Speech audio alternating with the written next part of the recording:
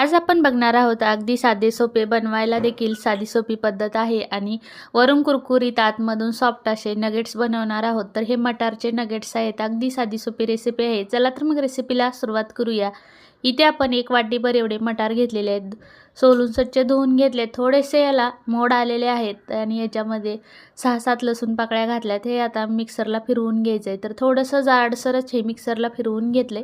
आता एका कढईमध्ये आपण एक पळी तेल घातले, जिरं घातले। जिरं चांगलं तडतडल्यानंतर यावर घालायची हिरवी मिरची। आता यामध्ये घालायचे आपल्याला अर्धा चमचा चिली फ्लेक्स। तर चिली फ्लेक्स घालून आता हे परतून घ्यायचे आणि एक जे आपण मटार आता वाटून घेतलेले आहेत, लसूण आणि मटार ते घालून घ्यायचे। तर हे बघा थोडेसे जाडसरच असे वाटून घेतलेले आहेत, जास्ती बारीक करायचं नाही। खाताना सुद्धा छान लागतात हे नगेट्स। तर आता हे चांगलं तेलावर परतून घ्यायचं आहे आणि यामध्ये घालायचं आहे आता चवीपुरतं मीठ।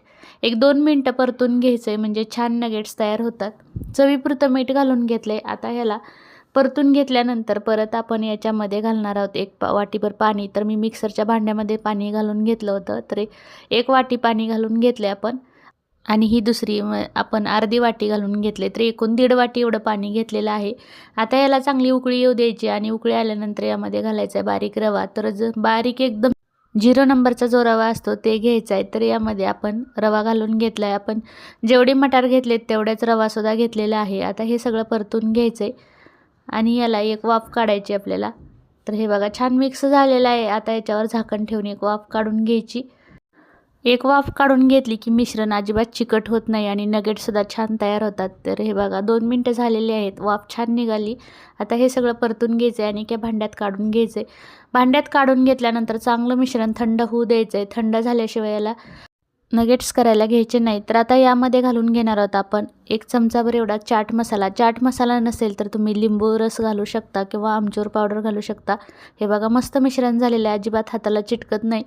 आता यामध्ये घातलं आहे आपण चाट मसाला आणि एक बटाटा जो उकडून ठेवला आहे, बटाटासुद्धा उकडून चांगला थंड होऊ द्यायचा आणि मगच याच्यामध्ये खिसून घालायचं आहे। म्हणजे काय होतं बटाट्यालासुद्धा पाणी सुटत नाही आणि नगेट्ससुद्धा चांगले होतात। तर बटाटा एक पूर्ण खिसून घेतला आहे आणि हे सगळं आता मिक्स करून घ्यायचं आहे आपल्याला। मस्त नगेट्स तयार होतात। लहान मुलांना तर एवढ्या आवडीचा पदार्थ आहे हा। हे बघा मी तुम्हाला दाखवते, हातावरच असे करून घ्यायचे। तर छोटे छोटे असे गोळे घेऊन हातावरच आपण हे नगेट्स करून घेणार आहोत। पाण्याचं प्रमाण व्यवस्थित झालं की अजिबात हे मिश्रण चिकट होत नाही। तर हे बघा मस्त झालेलं आहे मिश्रण आणि तेल लावण्याची सुद्धा गरज नाही हाताला। जर तुमचं मिश्रण चिकट असेल झालं तर हाताला थोडंसं तेल लावून मग हे नगेट्स करा, अजिबात चिटकत नाहीत।